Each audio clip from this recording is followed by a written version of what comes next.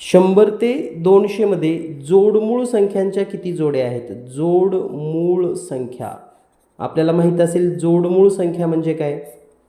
तर जोडमूळ संख्या म्हणजे दोन्ही संख्या मूळ असल्या पाहिजेत आणि त्या दोनमध्ये दोनचाच फरक असला पाहिजे, त्यांना आपण जोडमूळ संख्या असं म्हणतो. या ठिकाणी जर आपण पाहिलं 100 ते 200 मध्ये 101 आणि 103 ही एक जोडी आहे. त्यानंतर 107 आणि 109 दोन्ही मूळ संख्या आणि दोनचा फरक.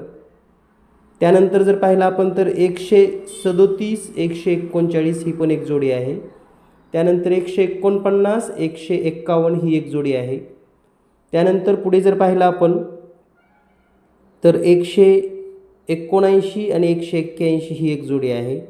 आणि शेवटची जोडी 197 199 अशा 1 2 3 4 5 6 100 ते 200 मध्ये